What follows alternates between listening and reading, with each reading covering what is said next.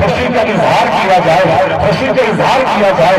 اب آئیے اللہ نے اگلی آیت مبارکہ کے اندر بیان کیا وَأَمَّا بِنِعْمَةِ رَبِّكَ فَحَدِّثْ، اور چاہیے کہ اللہ کی نعمتوں کا خوب چرچا کیا جائے۔ اب قسم خدا کی مجھے بتائیے گا، اب میرے گھر کے اندر اگر بیٹا پیدا ہو جائے تب میں خوشی کا اظہار کرتا ہوں کہ نہیں کرتا؟ یعنی بیٹا پیدا ہو جائے تب میں لڈو بانٹتا ہوں، بیٹا پیدا ہو جائے تب میں اس کی خوشی کے لیے دعوت کر دیتا ہوں، بیٹا پیدا ہو جائے تو اپنے پیسے سے قربان کر دیتا ہوں، اگر بیٹا پیدا ہو جائے تو میں محلے والوں میں خوشی کا اظہار کرتا ہوں، کبھی سسرال جاتا ہے، کبھی رشتے داروں میں جاتا ہے، کبھی پڑوسیوں میں لڈو بانٹتا ہے۔ لیکن بے وقوف، اگر تیرے گھر کے اندر تیرا بیٹا پیدا ہو، بولتا ہے اللہ نے مجھے نعمت دی ہے، مجھے نعمت سے نوازا ہے، تب خوشی مناتا ہے۔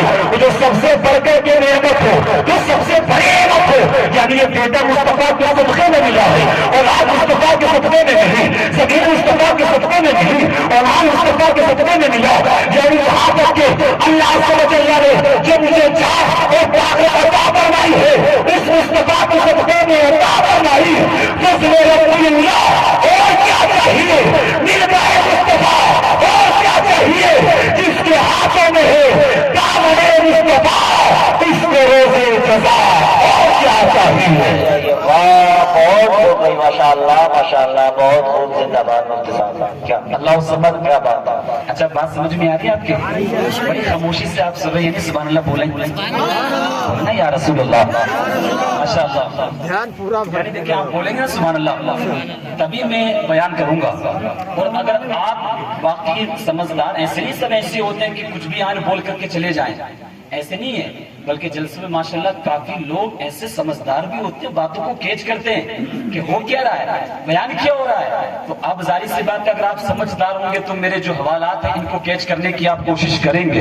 تو میں عرض یہ کر رہا تھا، دیکھیے گا اللہ نے فرمایا نعمت کے ملنے پر خوشی کا اظہار کیا جائے، تو بولو مصطفیٰ سے بڑھ کر کے یہ میں نے کیا، آپ خود بتائیے گا کہ مصطفیٰ سے بڑھ کر کے کوئی نعمت مل سکتی ہے؟ کہ مصطفیٰ سے بڑی کوئی نعمت ہمارے لیے ہو سکتی ہے؟ نہیں، مصطفیٰ سے بڑھ کر کے کوئی نعمت نہیں ہے۔ اب اس طریقے سے قرآن کی کتنی آیتیں مبارکہ سے یہ بات ثابت ہے کہ ہاں مصطفیٰ کی آمد، مصطفیٰ نعمت، مصطفیٰ رحمت، مصطفیٰ فضل، یہ تمام کی تمام آیتیں مبارکہ سے ثابت ہے۔ اب ہمیں پتہ یہ چلتا ہے، میں کچھ نہیں کہہ رہا، آپ کو صرف حوالے دے رہا ہوں، آپ ان کو نوٹ کیجیے گا۔ اب قرآن کی ان آیتیں مبارکہ کا اگر کوئی انکار کرے گا وہ کافر ہو جائے گا، اس لیے کہ قرآن کے ایک ایک حرف پر ایمان لانا جو ہمارے اوپر ضروری ہوتا ہے۔ اب ہمیں اس کو اقرار کرنا ہوگا۔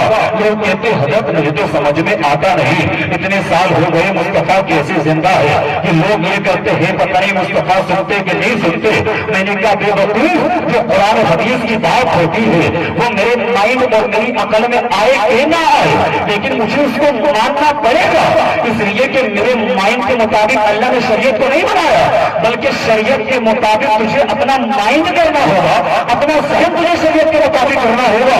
اس لیے کہ مسلمان کی پہچان ہوتی ہے کہ مصطفیٰ کی بات اور قرآن حدیث کی بات چاہے سمجھ میں آئے کہ نہ آئے، لیکن وہ کہتا وہ سب پکڑا، میں اس بات پر ایمان بھی لاتا ہوں، اس بات کی تصدیق بھی کرتا ہوں، اسی کا نام تو مسلمان ہوتا ہے۔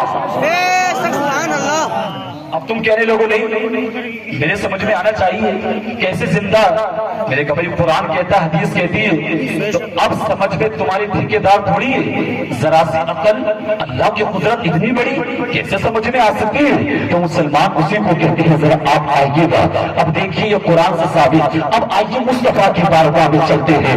یا رسول اللہ، قرآن سے تو ہم نے پڑھا، لیکن یا رسول اللہ کہتے کہ نبی نے اپنا جشن منایا، کہ نبی نے حکم دیا، کہ نبی نے ایسا کام کیا، حاجی کیا۔ آئیے میرے مصطفیٰ کریم صلی اللہ علیہ وسلم ہر ہفتے میں پیر شریف کو بولو روزہ رکھتے تھے کہ نہیں رکھتے تھے؟ ہر پیر شریف کو میرے مصطفیٰ کریم صلی اللہ علیہ وسلم روزہ رکھتے۔ اب صحابہ کرام نے پوچھا یا رسول اللہ ذرا بتائیے گا صحیح، آپ ہر پیر شریف کو روزہ رکھتے ہیں، آخرکار کیا وجہ ہے؟ پیر شریف کو روزہ کیوں رکھتے ہیں؟ تب میرے آقا نے ارشاد فرمایا ذاک یوم ولدت فیہ، اے میرے صحابہ، پیر شریف کے دن اللہ نے مجھے مبعوث فرمایا ہے، مجھے پیدا کیا ہے، دنیا کے اندر بھیجا ہے، اور ظاہر سی بات ہے اللہ کا شکر ادا کرنے کے لیے اللہ نے مجھے اس پر انعام کیا